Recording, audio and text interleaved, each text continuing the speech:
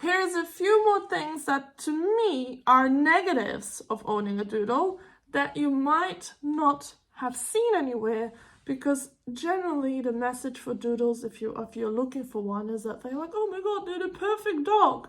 But here's the trainer perspective of doodles. So the unpredictable coat type, I've already talked about that. Yeah, they can have different coat textures. And they have high grooming needs, so you need to be aware of that and you need to budget for it. Grooming is not an option. That is not optional unless you're able to do it really well yourself. But not grooming your dog hurts. Your dog will be in pain if they're matted, and your groomer will hate you for it. Yeah, because that means your dog needs to have a really short shave to their skin and they don't like it. Yeah, it's not nice for your dog. So you cannot see grooming as optional. Energy levels on doodles are often off the charts, the ones that I see. Yeah, they often inherit the high energy of both parent breeds, like the poodle and a Labrador. Those are both high energy working breeds. Those are not like couch potatoes. So depending on the mix, they might need a lot of exercise, yeah, and mental stimulation, or they'll find something to do themselves. They can become destructive or whiny or anxious. They can be stubborn. I mean, like every dog can be stubborn, but again, it depends who you mixed it with, yeah. A Bernedoodle, for example, may inherit the Bernese Mountain Dog's strong will, which could make it a lot more challenging to train a Bernedoodle than a golden doodle. I would also say anxiety.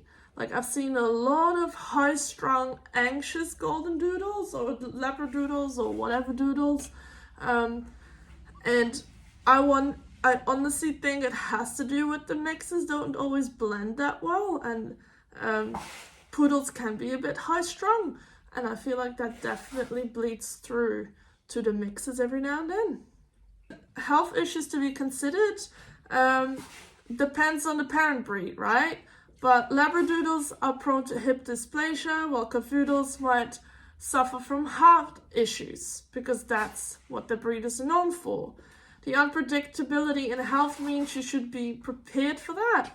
I also believe there is a lot of oodles that struggle with sensitive stomachs. This is like anecdotal, but I mean, I've seen like 150 doodles by now, if not more. And there is a lot of them that have upset tummies really easily, skin issues like itching or ear infections. So be mindful of those. The size, it's like a potluck, what you get size-wise, right? It can be really difficult to predict how large or small your doodle will grow. Even within the same litter, you could end up with one doodle reaching like 10 kgs and the other will become 20 kgs. Yeah, it completely depends which genes are most dominant in that one dog. They're not truly hypoallergenic. While doodles shed less, they're not always fully hypoallergenic. Some may still produce dander, which can trigger the allergies. And if someone in your home is really highly allergic, a doodle may not be a foolproof solution. You might be better off looking at like a Portuguese water dog or an actual purebred poodle.